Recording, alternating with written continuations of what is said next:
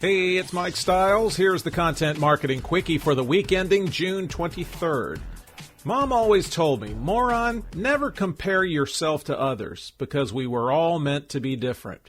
So in that spirit, let me help you compare yourself to other corporate content marketing operations. Curata Research says 43% of companies plan on increasing the staff they have working on content marketing this year. 87% have a content marketing team, and the majority, 68%, have 1 to 3 people working on it. 21% have 4 to 6 people. 42% say there's an executive in charge of content marketing, but that number will go up by 2017. 21% call that person a content marketing director or manager. Almost the same amount call them the chief content officer. Now, if you're a writer or a producer and no one is calling you, this next thing will make you mad. 41% say the most important skill set that's missing from their team is content creation. After that comes a content marketing lead at 21.2%, then way behind that at 8.8% is a tie between content promotion and data-oriented skills. Maybe recruiters don't know how to look for content creators. Yeah, that's it. Silly bosses, always wanting content marketing to be effective. Pfft, can't they just let us do it because it's fun? Well, the answer is no. It's not seen as art or performance, and if someone is caught having fun, it's usually taken as a sign something is happening outside of corporate policy.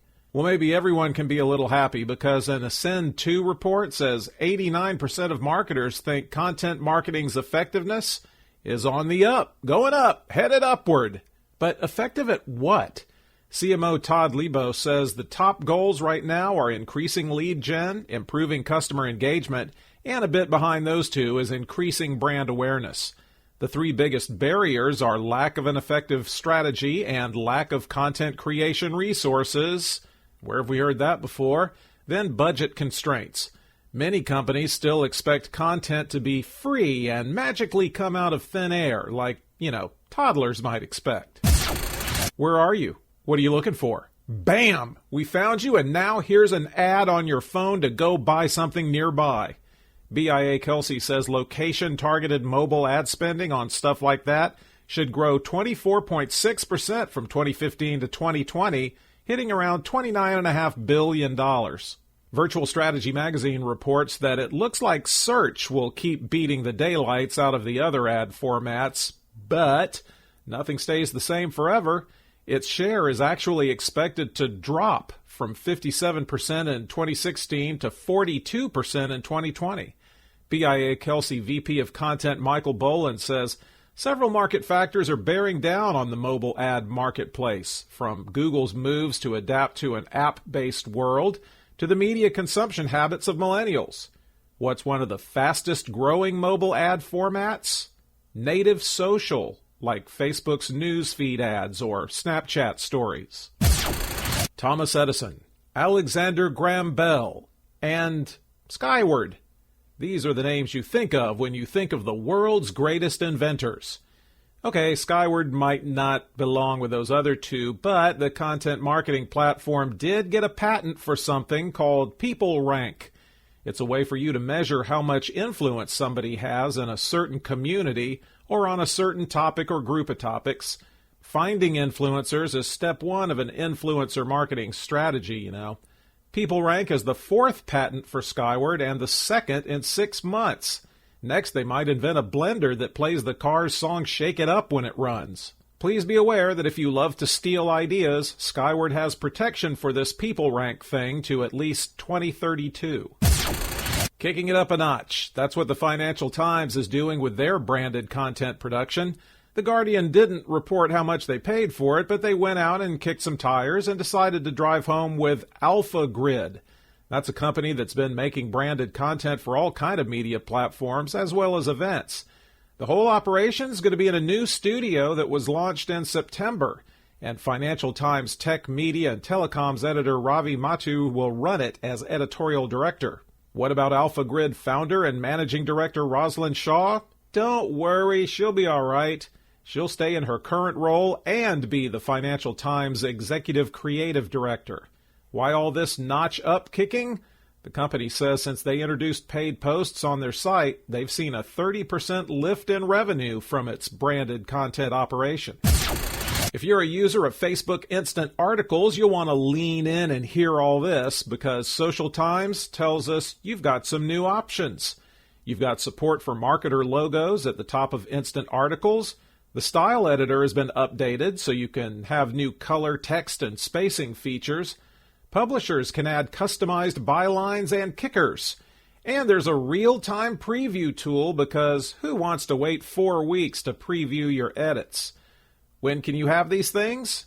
Instant Articles product manager tells you eager beeves the custom bylines and kickers are ready to go. Adding marketer logos happens later this month. And when you can get it, you can identify a product, brand, or sponsor in the article, and their logo will automatically get pulled in from their Facebook page. The style editor updates will be here in the coming weeks. If you've been spending your time uploading videos of Three Dog Night singing Joy to the World to Vimeo, you're really creating a lot of problems. The company had to go to court. Actually, they've been in court since 2009, trying to prove they shouldn't be held liable for copyrighted pre-1972 music that users uploaded to their platform. Well, the latest verdict from the U.S. Appeals Court has said no, they can't be held responsible. Reuters reports that reverses earlier court rulings that favored Capitol Records and Sony, who also tried to say that since Vimeo employees saw the copyrighted uploaded material, the company is guilty of ripping off Three Dog Night and their friends, like John Denver and the Osmonds. The new ruling says, no, you can't expect a platform like that to be able to monitor every single upload.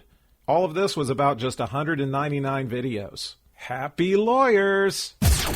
Don't you dare have a technology platform that doesn't offer live streaming video. Everybody's doing it and offering it, and Tumblr is now no exception. Except, they're doing it a little differently. They're not interested in hosting all this video, just being the discovery and distribution outlet for it. Here's what that means. Users will actually do the shooting on other services like YouTube and Canvas, but they'll link those apps to Tumblr, and streams will play in Tumblr's video player, and your followers will get notified. And the post will have a badge showing which video app you used. Save the replay of a live video on the video app, and it'll stay on Tumblr as a regular video post. Sarah Perez reports Tumblr's working with 15 media partners for some live streaming content. No ads yet, but count on that to change. Speaking of paying for live streaming content, who wants $50 million? Come and get it! Actually, you can only come and get it if you're an established content creator who's good at live streaming. David Cohen reports there had been some scuttlebutt that Facebook was paying a pretty penny for Facebook Live content, and now the Wall Street Journal has confirmed it.